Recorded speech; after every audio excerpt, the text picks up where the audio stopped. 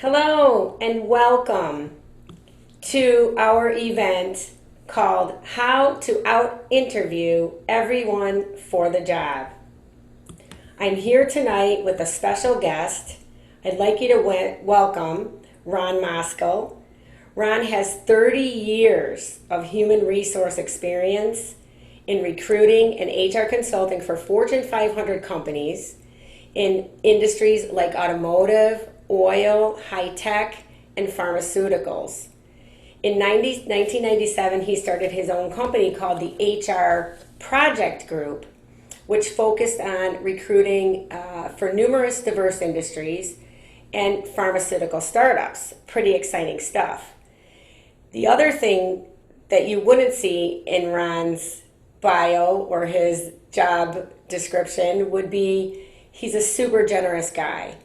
He has done numerous pro bono projects for his alma mater, for other organizations, and here tonight with Single Life Today. So we're very privileged to have such an experienced expert in this field to tell us his top tips after 30 years. So welcome, Ron. Thank you for joining us. Thank you, Tammy. Thank you. And being such a generous guy, I thought we could start right off the bat by giving our folks a hot tip. All Your right. number one tip. Number one tip that I want you to come away with tonight is to answer questions directly and to the point. You will find that executives answer questions with one or two sentences. So in the future, going forward, I want you to answer questions in one or two sentences. You want to hit the bullseye. You don't want to just hit the dartboard or the wall. You want to hit the bullseye. Another, I want to leave you with this, an old saying. If I ask you what time it is, don't tell me how the clock is made. Let me repeat that. If I ask you what time it is, don't tell me how the clock is made. I'll give you a personal little background. About 25 years ago, when I was in corporate life, I was asked to work on a project for my VP. I was honored because I was the only one to work on this project. I was given 3 weeks to work on this. And I did a lot of homework. I went to libraries. It involved library work, history. When it came for me to give the response, I was all set. I had a good night's sleep. I dressed well. He gave me the ring. I came up there at 2 o'clock. He sat down. He said, Ron, tell me about the results. I started talking and I went on and he put up his hand like I was a policeman and said, stop. Ron, you have 3 minutes to tell me what the outcome of this job was. And I did within the 3 minutes. From that day on, I learned to respond in 1 to 2 sentences. You will be asked during the interview at some point, what puts you in the marketplace? And here's where you go with the 1 or 2 sentences. You're going to be asked that. I've asked this question to all the people I've ever recruited, even CEOs. And the answer is, so if you were affected by, my company was affected by the COVID virus, and my position was eliminated along with others. Do you see how simple that was? I've been laid off due to the COVID virus along with others. That's very important. Let's say you weren't affected by the virus and you were asked that question. You could say, I'm looking for a new position for career advancement. Do you see how simple that was? I get it. They get it. There's nothing you need to explain. Learn to not explain answers if you go on and on. And you can practice this with your family. If you have children or anybody asks you a question, think in your head, how can I use the fewest number of words to respond to that question? I hope that helps. Along the way, you will also be asked, maybe, what are your strengths? You need to know that. Write that down. What are your strengths? You need to. So if I were asked, what my strengths are as Ron Moskal. I'm going to say I have broad experience recruiting at all levels in a timely and cost-effective manner.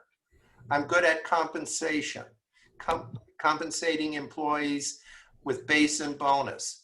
I'm good at resolving conflict resolution within a company. I'm good with being a coach to a CEO and the board of directors. And I'm good at building teams within an organization. Do you see how fast that was? Not within 30 seconds, I told you about myself. I didn't explain it. I think you got it. Let me give you another one. Let's say you're an accountant. What would an accountant or finance person say if they were asked what's good? Here's the appropriate answer. I'm good at budgeting and forecasting. I'm good at developing month-end statements in a timely and cost-effective manner. I'm good at cash management. I'm good at collections, and I'm developing relationships with banks. I gave you that within 30 seconds.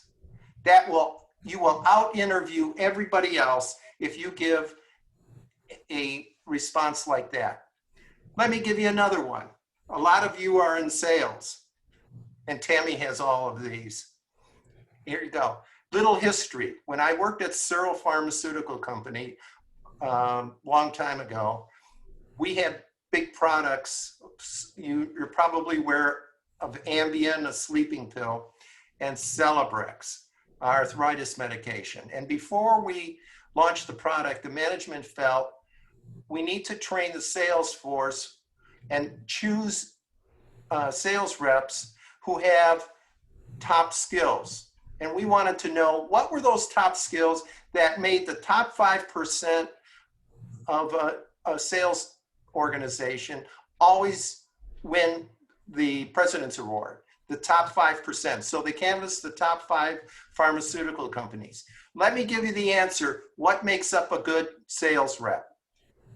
You may want to take this down if you are in internal sales or any kind of sales. Here you go. Bullseye answer. Don't change this. You're good at building relationships. You're good at making presentations. You're good at product knowledge and the competitive knowledge of your competitors. You're good at asking for the business and closing. I'll repeat. If asked if you were in sales, what are you good at? I'm good at building relationships. I'm good at making presentations. I'm good at product knowledge and competitive knowledge. I'm good at asking for the business, and I'm closing. That will help you out-interview the best person in competition for the job. I'm taking notes, Ron. That's excellent. Yeah. Now, here's the dreaded question I think that everybody fears, and that is, what are your weaknesses? Isn't that something? I bet we all sweated over that one. Well, here, write this down. Sometimes I'm impatient. I like to get things done, but I get a handle on it. You'll win with that one. Sometimes I am impatient. I like to get things done, but I get a handle on it. I'll give you another one. Write this one down. I'm a stickler for details, but I don't like to be micromanaged. There you go. I'm stickler for details, but I don't like to be micromanaged. I'll give you 2 more. I'm always trying to improve my presentation skills. Everybody's trying to do that sometime. And another one, I'm always trying to improve my computer skills. You're looking at somebody who's got to do that. I need help all the time. So you get the point. Ron, I think that that is amazing, and I want to share with our audience here that you have come such a long way. When I tuned in with you today, with your studio here online in Zoom, and you're a newbie to Zoom, and you are really I'm so impressed. And Here at Single Life Today, we want to empower our members who are 50 plus. Some are 50s, 60s, even 70s, right? And so that's what we're doing. And here, I believe, is a question that is going to help empower them when they go for their interview. How can they answer the question that says, what qualities best describe you or describe yourself? Yes. Be prepared for that, audience. Be prepared for how to describe yourself, what you could say. Here you go. I'm going to give you some good answers. Traditionally, people say, and you can say this, I'm reliable and dependable. Put that down. I'm reliable and dependable. I have a do what it takes attitude. That's what employers want, a do what it takes attitude. I come in early and I stay late. I hope you do. Don't put, I'm not trying to put words in your mouth, but if that's what happens, and a lot of you do that, you will come in early and you'll stay late. And the last one, maybe, I like to learn. I like to give five. So I'm reliable and dependable. I have a do what it takes attitude. I come in early and I stay late, and I like to learn. There are people who are that good to say it that fast, and those are the ones typically in the lead. So I want to put you in the lead with those answers. And that's great, Ron. And I like how you suggested that you practice with their family so that they have that answer quickly when it comes. Yes. Ron, Yep. before we move to the resume, there is a question here. Somebody asked for clarification on, but I get a handle on it. When you were saying, sometimes I'm impatient, I like to get things done, but I get a handle on it. Could you clarify that? You can roll with the punches on that one. I will always do what it takes to get things done in a reasonable way. Um, uh, I wish I could give you a little bit more on that one, but Okay. We'll think about that. We'll go to the resume and then you may have a follow-up on that in just a little bit. Should I go ahead and show the resume now? yes, please do. Okay, great.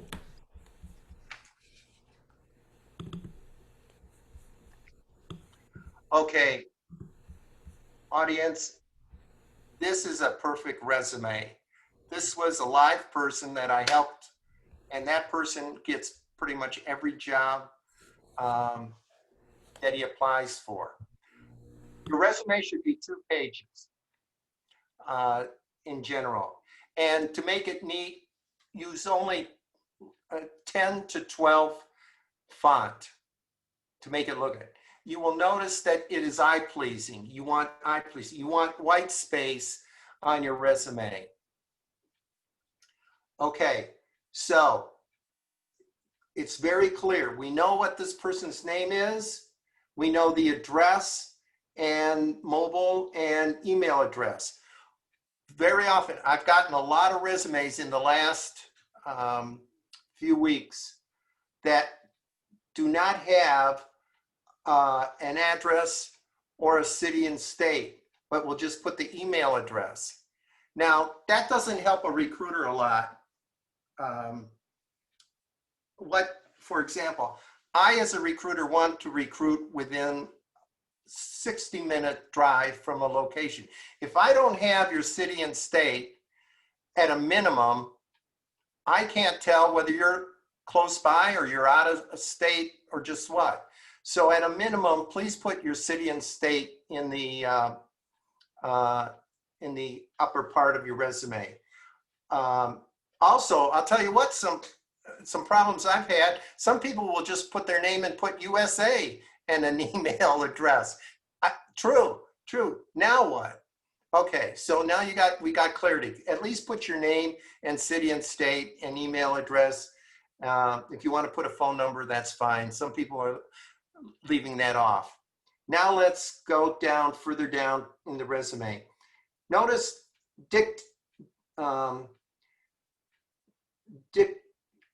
dedicated marketing professional with hands-on experience. Notice within the first four words, dedicated marketing professional.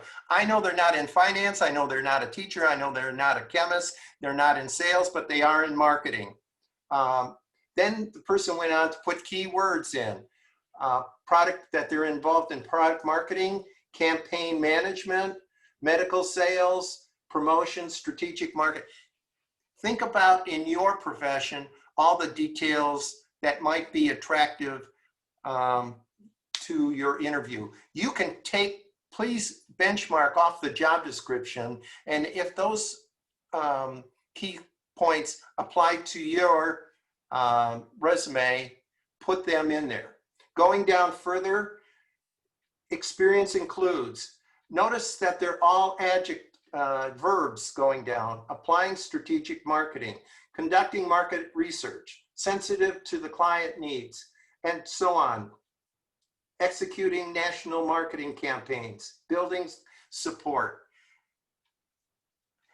Please model your resume after that, because that's what the recruiter is looking for. Now let's go down further. And this is key, because I have problems. Recruiters have problems in this area. Notice the person put the title of the company, Hollister Incorporated, Libertyville, Illinois. That is so important. If I didn't have Libertyville, Illinois, I don't know where that company is. And then to the right was the total experience the person has since 2007 to present. Very good. Now here's my next point is one that I would say 50% of all resumes miss, and it's important, integral to the resume.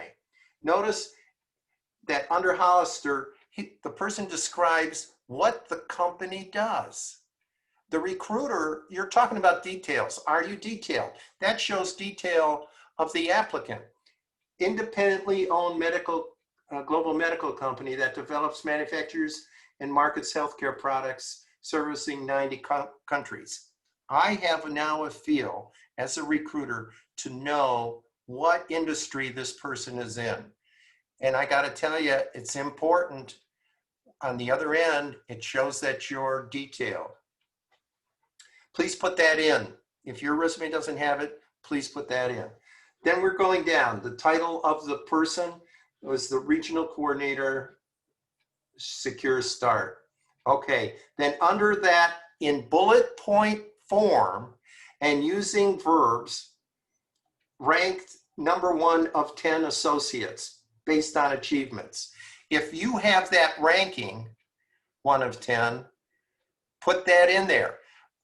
To tell you the truth, when I recruit sales reps, some will put in, I'm number 2. And I'll ask out of how many? Well, it was 2 out of 2. Come on, put that detail in.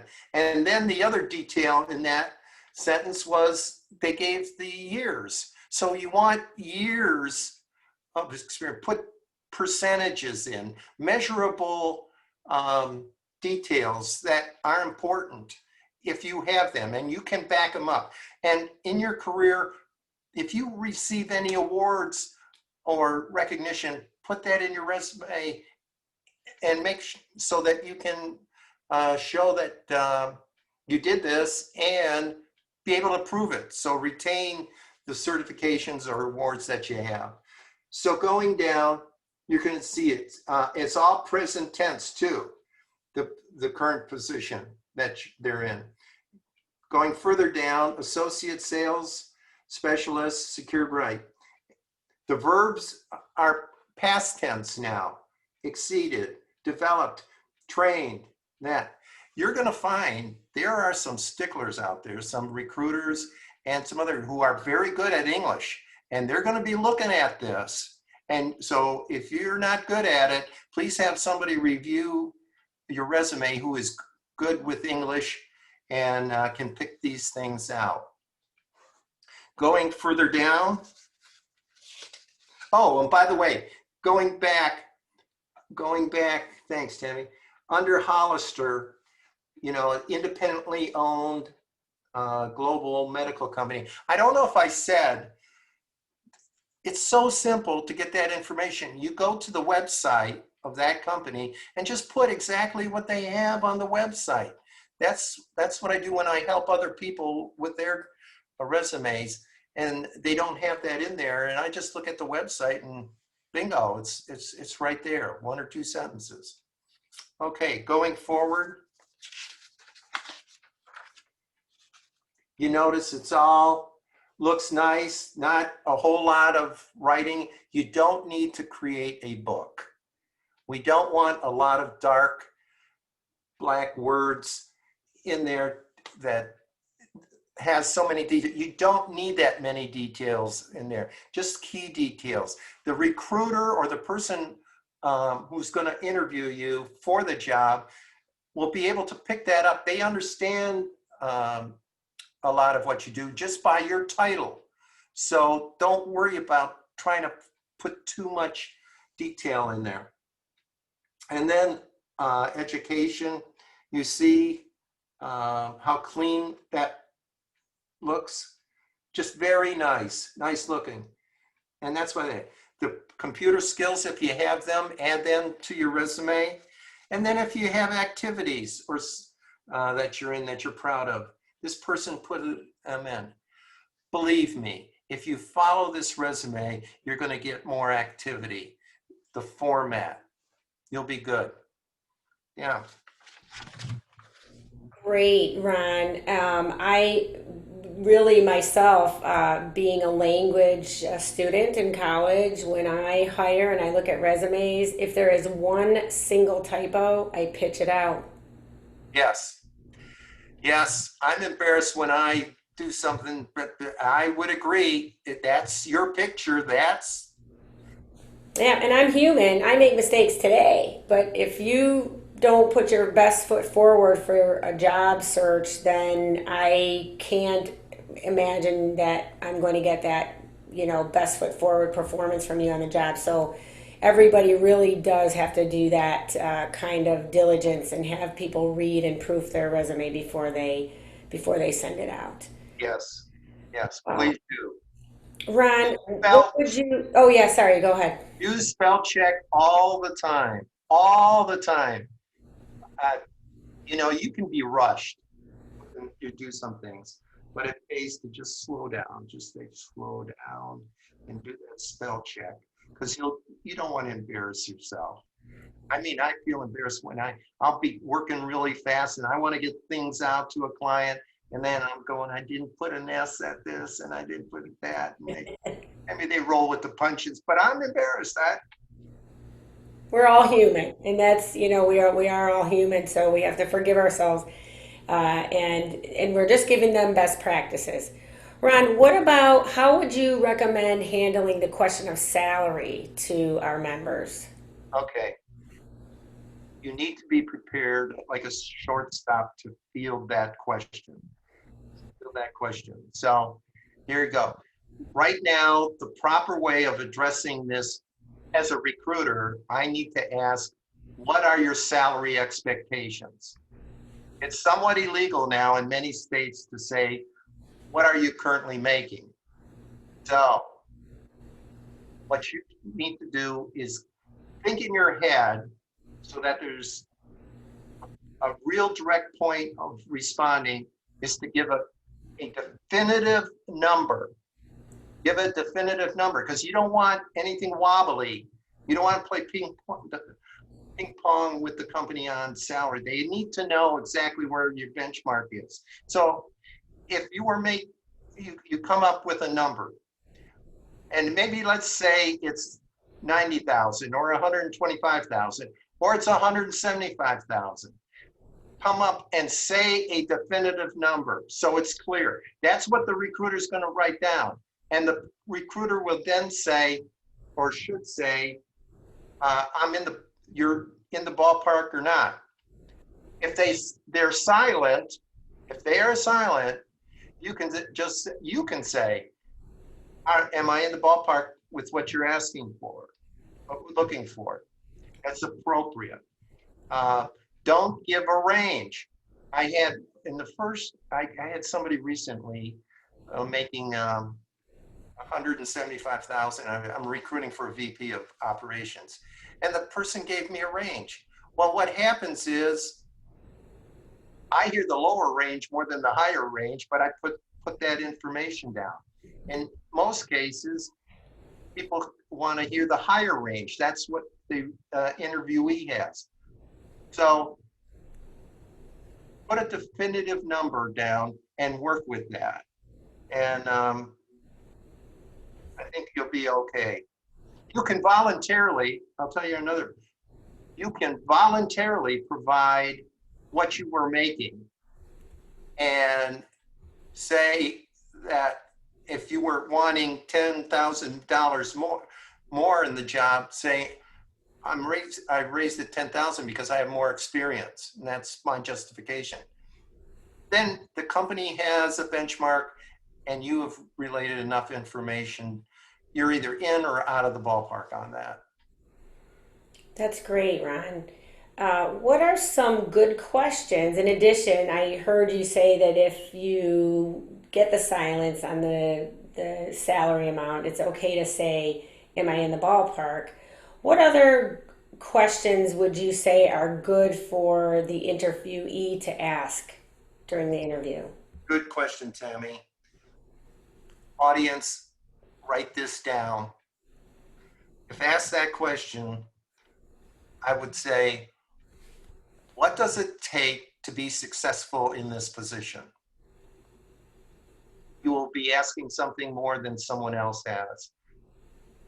What does it take to be successful in this position?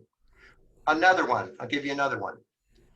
What are a couple of objectives a person will have in the first quarter or in the first 2 months? Something like that. What are a couple of objectives a person will have in the first 2 months? Another one, a third one, I'll give you another one. What is the company culture like? Easy, easy. Memorize those and that. So I think I've given you quite a bit to think about. I want you to get a good night's sleep. Don't stress. I mean, there's stress in this. This is frustrating process to look for a job. Express your interest in the position with emails to those that you were interviewed with. Emails are fine, letters are fine, but most people are just good with emails. Yep. Ron, on the subject of culture, one of the things that I've noticed lately is that many companies start to put their core values and some of their vision and mission information right on the website. Do you think that's a good idea to actually know a little bit about that and have some more specific questions about that area, the culture, before the interview? Sure. You bring up several good points here, Tammy, to do that. I'm often asked about preparation. Every candidate, before you interview, should look up the person on LinkedIn who they're working and get their background. Every person. Now, some people are afraid to look these people up. Why? It's a plus. If they see you looking them up on the on the internet, it just shows that they're interested, in doing a complete job and knowing about the company. Take that as a positive. I have family friends who don't. My sister's son doesn't want to have his name when he on the person that he looked them up. So he has me look them up, and I want to do him a favor. But look at each person up. Look the company website up. Know some things about the company. Feel free, because that's all positive. I think so too. Again, as a leader, if I have, and very few people do it, I'm somewhat impressed when I see somebody starting to do some homework on the company, on the members of our team. So it shows that they want the position, that they're interested, and they want to prepare. So that those are signs that I see as positive. Yeah. Ron, again, uplifting our folks over 50. I think some of us have a feeling when we go for an interview that we just see ourselves as a 50-year-old or a 60-year-old, and why would they want to hire me when they have all these young people who know technology and the tape in our head. So, let's talk for a minute about what you're seeing in the general economy at this time and some positive notes to finish off for our folks over 50. Sure. I, I am making offers to people in their late 50s and 60s. I can tell you, two vice presidents last year. One was 57. I can tell you one was 64. These were vice presidents. Why would they hire these people? Because they can solve problems. Older people are stable, reliable, um, and they come in on time and they stay late. Um, they have a do what it takes attitude. I got to tell you that. But here's for those in their 50s and 60s. Focus on small to medium sized companies. That's where most of the fruit is. That's where most companies are uh, who hire in those areas. I can tell you locally here in the Chicagoland area, there's one in North Chicago called Hollister. As a matter of fact, the resume, and they will hire specifically people in their late 40s, 50s, and 60s, specifically because they are reliable and do a good job. They have the scar tissue to put out fires and that. So don't be afraid to apply, but focus on in those areas. Many people, I can tell you, I've been interviewing some others who are in their late 50s and 60s and recently want to get into franchises. They're looking at other career moves. And why not? You know, I have friends. One, this lady she works for a municipality and locally here, and she bought a hot dog store and she's having some people run it. Great. I know another person who works for a major medical supply company. He went into edibles, eatable edibles, that fruit type thing. So it's not hopeless. I'll tell you that it's happening. And my colleagues, the market is good. My fellow colleagues around the country and locally here in the greater Chicagoland area are making offers. They're working virtually, and I know people from major corporations. So yes, it was down, but it's going up slowly and gradually. But offers are being extended, Tammy. Great, Ron. That's wonderful news, and thank you for offering to share your winning resume with our viewers. I'm going to send that to everybody who participated tonight. We really appreciate your time and your expertise, and we hope that we get the benefit of your company again sometime in the near future. Very good. I enjoy this. I hope you learned a little something to be in first place. Awesome. Thanks.